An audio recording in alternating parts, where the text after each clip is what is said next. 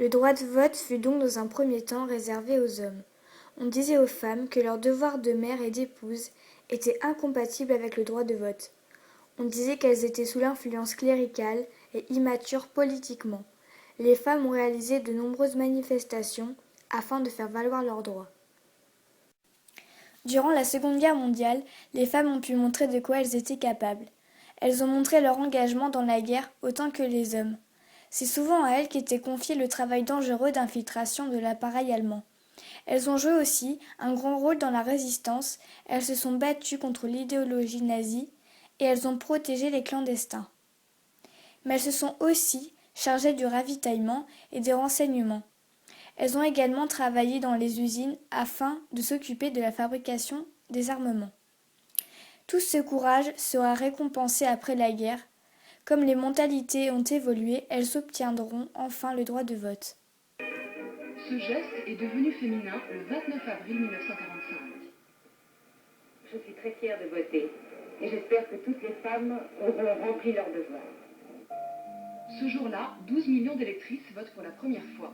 Avant ce geste, il y aura eu un siècle de débats et de luttes. Il y aura eu des hésitations et des craintes, ainsi que des martyrs et des héroïnes. La cause féministe se défend dans les salons et le plus souvent dans la rue. Protégez la femme et protégez l'enfant.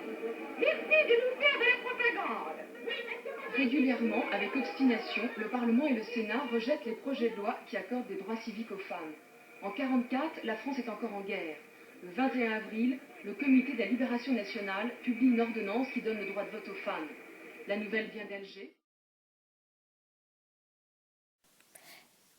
La France est l'un des derniers pays à avoir accordé le droit de vote pour les femmes. Le 18 mars 1944, le général de Gaulle déclare devant l'Assemblée consultative provisoire que le régime nouveau doit comporter une représentation élue par tous les hommes et toutes les femmes. Les Françaises obtiennent donc le droit de vote le 21 avril 1944 par une ordonnance du général de Gaulle, disant que les femmes sont électrices et éligibles dans les mêmes conditions que les hommes. C'est à partir de ce jour que les femmes deviennent de véritables citoyennes.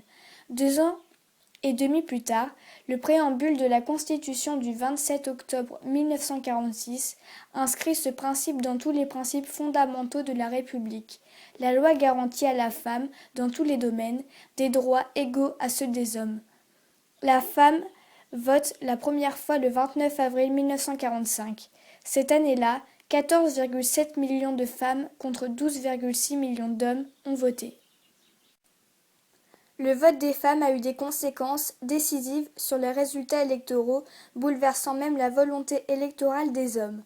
Par exemple, en 1974, Valéry Giscard d'Estaing est élu grâce au vote des femmes, 54% au second tour. Le droit d'éligibilité des femmes se développe également en parallèle.